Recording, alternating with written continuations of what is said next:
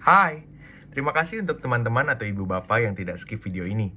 Ini adalah perjalanan ziarah saya dalam membaca Alkitab secara kronologis dalam waktu 1 tahun, hari yang ke-6, yaitu hari Senin yang pertama di tahun ini, tanggal 6 Januari 2025, yang terambil dari kitab Kejadian, pasal 18, pasal 19, pasal 20, dan pasal 21 yang secara spesifik dari ayat 1 sampai ayatnya yang ke-8. Dari pembacaan hari ini, yang saya dapatkan secara pribadi, saya simpulkan dengan satu kalimat seperti ini, yaitu bahwa hikmat, belas kasihan, keadilan, dan janji Allah itu melampaui amoralitas dan keraguan dari manusia. Mari kita mulai dari pasal yang ke-18. Ternyata kita menemukan satu informasi bahwa Abraham dan Sarai telah menetap cukup lama di Mamre, di tempat dari sahabatnya yang orang Amori itu. Dia tinggal di sana di suatu hari sedang panas, lalu kemudian Tuhan setelah menyampaikan janji atau perjanjian suci atau covenant tentang perjanjian mereka tentang sunat. Setelah itu Tuhan mencoba menampakkan diri atau mencoba bertemu dengan Abraham, bercakap-cakap dengan Abraham dengan cara yang berbeda, yaitu dengan mewujud menjadi seorang 3 manusia saat itu. Jadi Abraham sedang duduk di bawah pohon, hari sedang panas, lalu kemudian ada 3 orang yang lewat di daerahnya dia. Dan ketika dia lihat orang tersebut, ternyata Abraham lulus tes. Maksudnya adalah Abraham bisa memiliki kepekaan kalau 3 orang tersebut yang dia lihat itu adalah bukan 3 orang biasa, ini pasti adalah utusan Tuhan. Akhirnya Abraham lari mendapatkan mereka dan tidak mau mereka pergi. Ayo, mampir dulu ke tempat saya kasih makan, berteduh dulu di sini sebelum kalian pergi lagi. Nah, teman-teman dan Bapak Ibu, seringkali kalau misalnya kita ada dalam kondisi hati yang benar, saya dalam kondisi hati yang benar, kalau misalnya ada sesuatu yang kita tahu akan mendekatkan kita kepada Tuhan, seharusnya kita ambil kesempatan itu. Respon yang benar adalah mengambil kesempatan itu, berlari langsung ke hadirat Tuhan gitu, atau ke tempat atau ke situasi yang memang akan mendekatkan kita secara langsung dengan Tuhan. Abraham ambil kesempatan itu. Dan ketika Abraham mengatakan sesuatu kepada 3 orang perwujudan Tuhan ini, 3 orang ini mengatakan, ya, lakukanlah apa yang kau sudah katakan itu. Lakukanlah apa yang sudah kau janjikan itu. Teman-teman dan Bapak Ibu, kita tahu ya bahwa dari pasal 1, perkataannya Tuhan itu tidak pernah main-main. Tuhan tidak pernah bermain-main dengan kata-kata yang dikeluarkannya. Sehingga ketika Abraham mengatakan sesuatu kepada Tuhan, adalah hal yang wajar bagi Tuhan memperhatikan Abraham. Apakah Abraham sungguh-sungguh melakukan apa yang dia katakan tersebut. Dan tentu janji yang saya ucapkan, janji yang teman-teman ucapkan, janji yang ibu bapak ucapkan kepada Tuhan secara khusus, ya harus kita lakukan, harus kita tepati. Abraham siapkan segala makanan ringan, makanan berat, disajikan kepada ketiga orang perwujudan Tuhan ini. Dan kemudian ternyata kita dapat mengetahui alasan pertama dan alasan kedua kenapa Tuhan berbicara kepada Abraham dengan cara yang berbeda. Alasan pertama tadi sudah terjawab karena Tuhan mau lihat kepekaan dari Abraham. Tetapi yang berikutnya adalah Tuhan mau berbicara kepada Sarai, memberikan penguatan kepada Sarah, yang ya namanya sudah Sarah, memberi penguatan kepada Sarah bahwa Sarah betul-betul akan memiliki anak. Tetapi sebagaimana respon suaminya di pasal 17 di mana Abraham tertawa, Sarah juga tertawa. Nah, tetapi Tuhan saat itu tahu betul apa yang ditertawakan oleh Sarah di dalam hatinya, sehingga Tuhan harus mengatakan, "Kamu tertawa ya? Apakah ada sesuatu hal yang wow untuk Tuhan? Apakah ada sesuatu hal yang luar biasa untuk Tuhan? Ya jawabannya tidak. Semua yang dianggap manusia itu lucu atau absurd atau aneh, itu semuanya mungkin bagi Tuhan.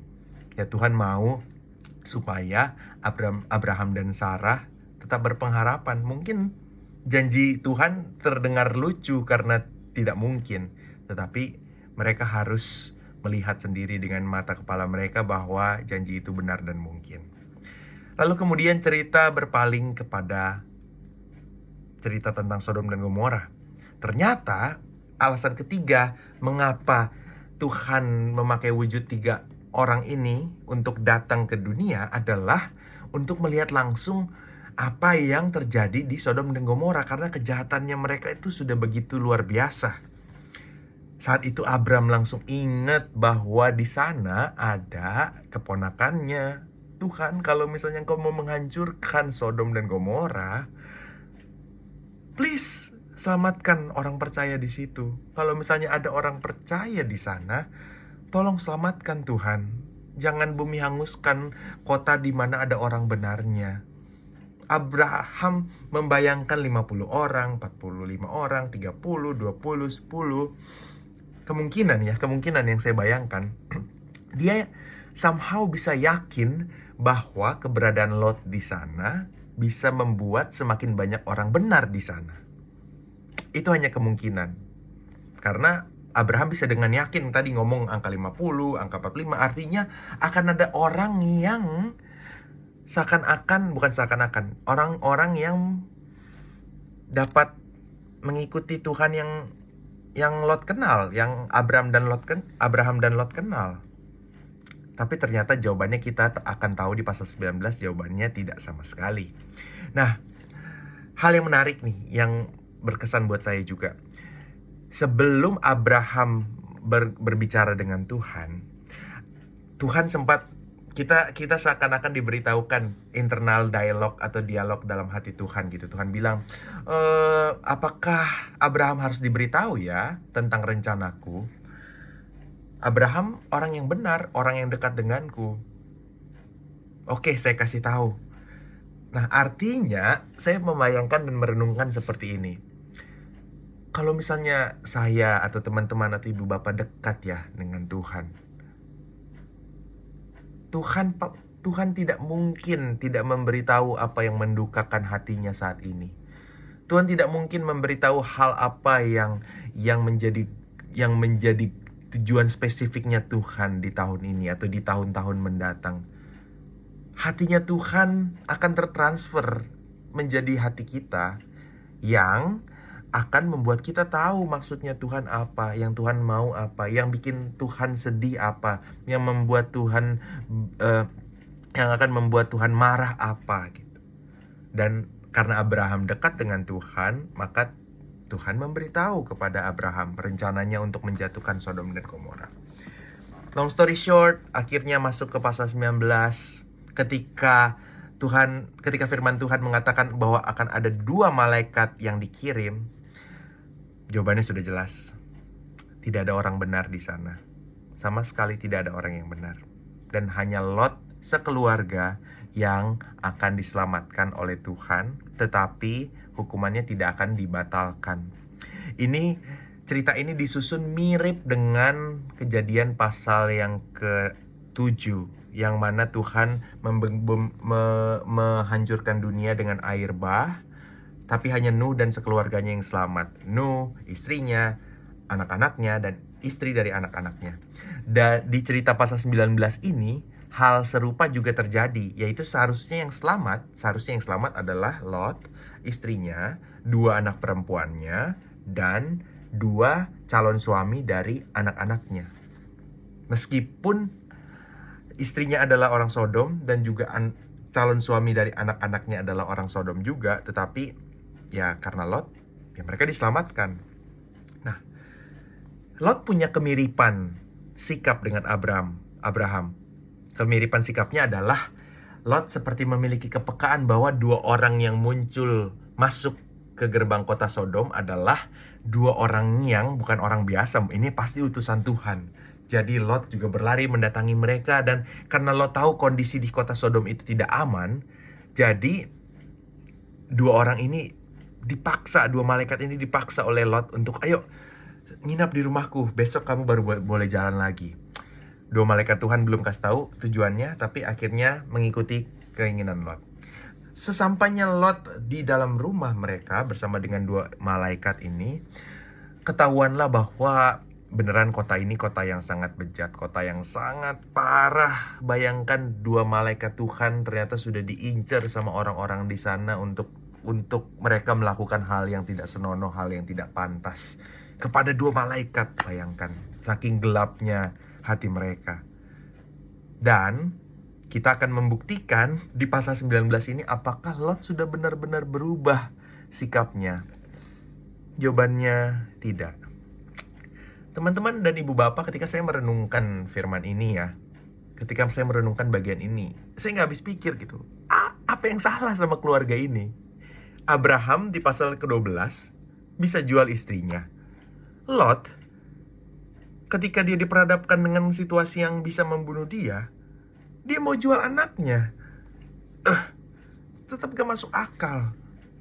Bagaimana Lot, sebagaimana Abraham lakukan dan akan dia lakukan di pasal 20 ya, spoiler alert, Lot lebih memilih kepentingan keselamatan pribadinya sendiri dibandingkan dengan dua anak perempuannya yang mau diserahkan untuk diperlakukan yang tidak baik gitu. Bapak seperti apa dirinya dia? Dia lebih mementingkan ketakutannya. Dan saat itu dua malaikat harus turun tangan dengan membuat mujizat. Salah satu mujizat pertama yang kasat mata terlihat manusia, yaitu orang-orang jahat itu, orang-orang bejat itu dibuat buta matanya. Tuhan harus turun tangan untuk menyelamatkan kedua anak dari Lot dari kebodohan yang Lot lakukan.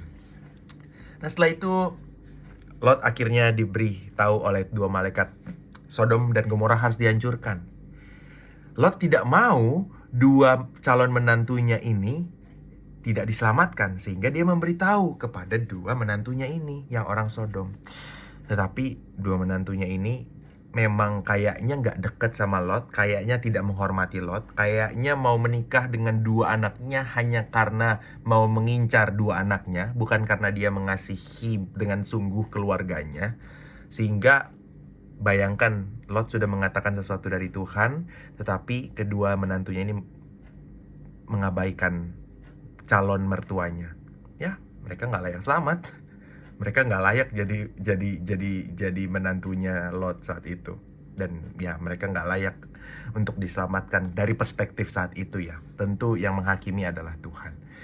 Nah, jadi pagi harinya, hari dimana penghakiman itu akan muncul. Tetapi yang menyedihkannya adalah selain Lot dipenuhi keraguan dan juga ketakutan, keegoisan, Lot juga hatinya masih berada di harta-hartanya yang mungkin banyak sekali yang akan ditinggalkan di Sodom. Sehingga karena belas kasihan Tuhan gak mau orang yang Abraham kasihi itu dihancurkan, dibunuh.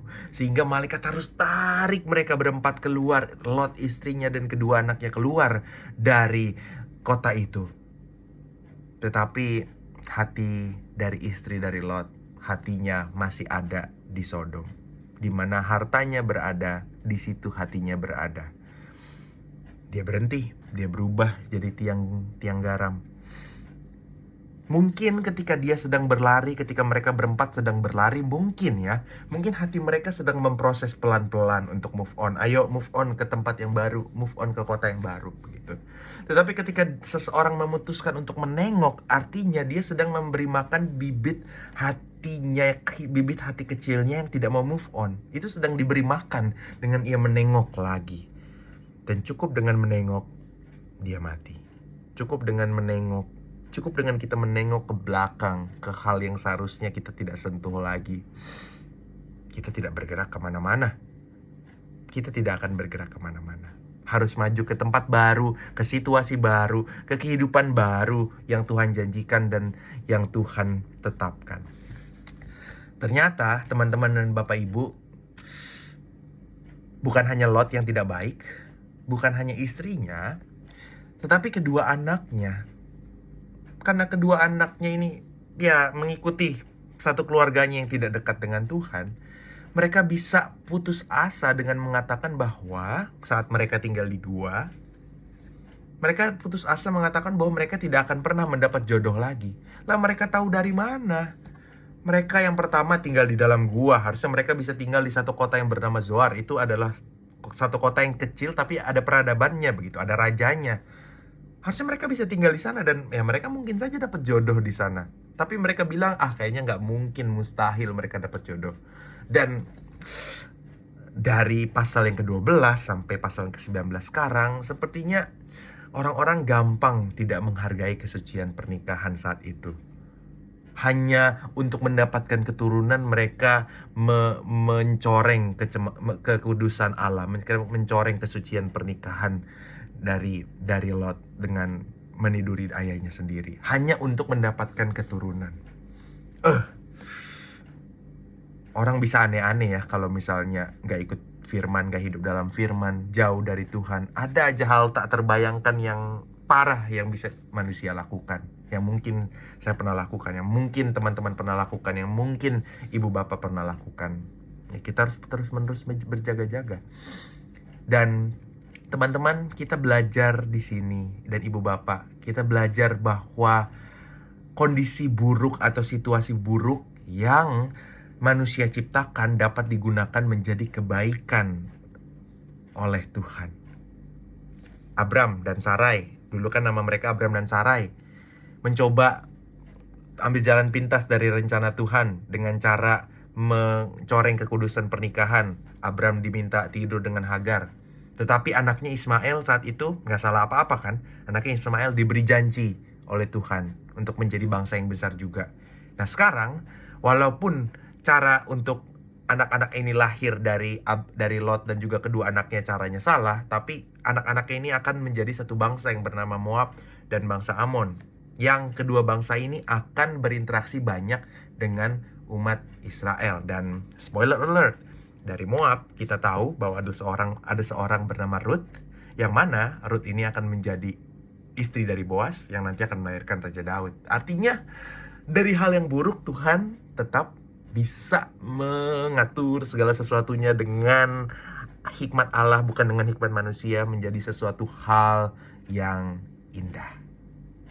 Nah dan teman-teman, Bapak Ibu, masuk ke pasal ke-20, Tuhan mengetes lagi Abraham dan Sarah dengan dengan ujian yang sama yang mereka alami 24 tahun yang lalu, yaitu mereka masuk ke satu negara, mereka masuk ke satu tempat di mana mereka menjadi orang asing. Saat itu masuk ke tempat Raja Filistin, yaitu Abimelek.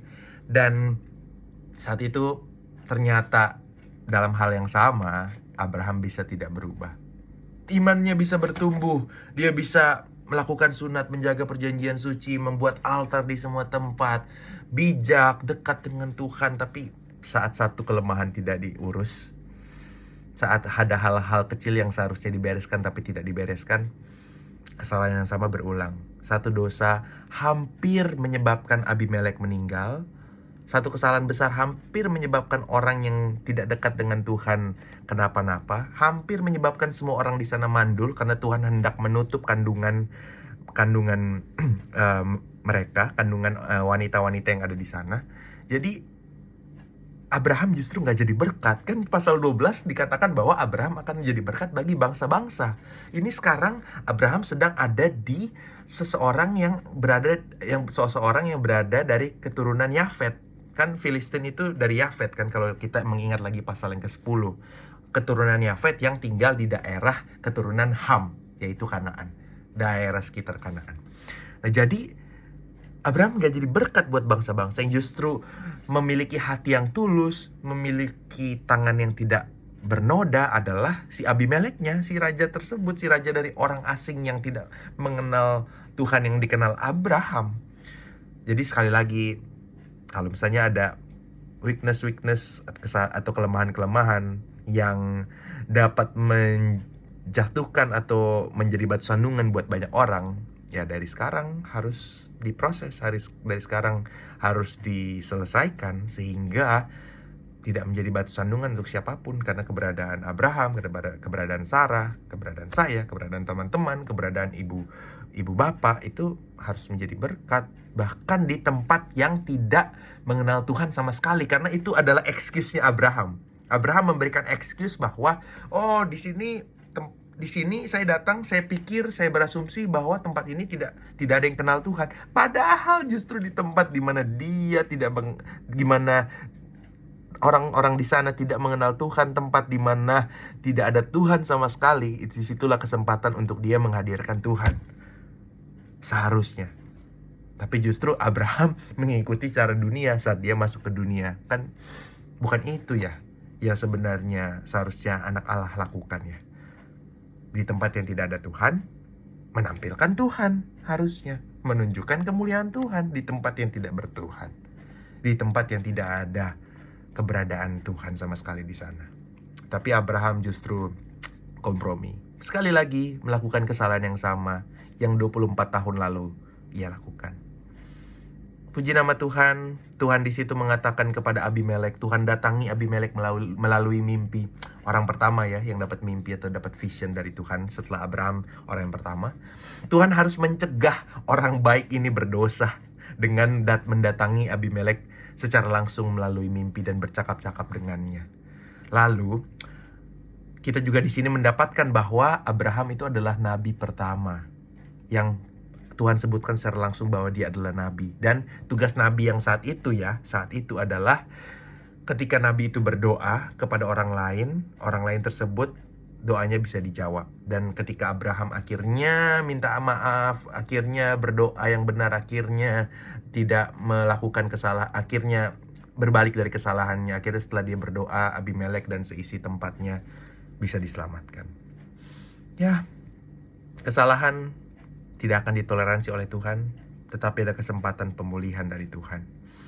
Dan akhirnya di pasal ke-21 ayat 1-8, janji selama 25 tahun, yang selama 25 tahun ditunggu oleh Abraham dan Sarah, akhirnya janji itu digenapi. Dan anaknya diberi nama yang artinya tertawa atau Ishak, yang menandakan bahwa anak ini bisa menjadi kesaksian buat orang-orang di sekitar mereka, yaitu bahwa meskipun janji Allah itu seakan-akan sesuatu yang dapat tertawakan, walaupun janji Allah itu seakan-akan absurd atau aneh atau tidak masuk di akal manusia, tetapi bayi ini, Ishak ini, bukti dari ketidakmungkinan menjadi mungkin. Janji Tuhan digenapi buat hidup Abraham, buat hidup Sarah, dan tentunya akan digenapi di hidup saya, di hidup teman-teman, dan hidup dari ibu bapak. Itu saja mungkin yang bisa saya bagikan. Terlalu banyak yang saya dapat, tapi beberapa hal ini yang bisa saya sampaikan. Terima kasih dan Tuhan berkati.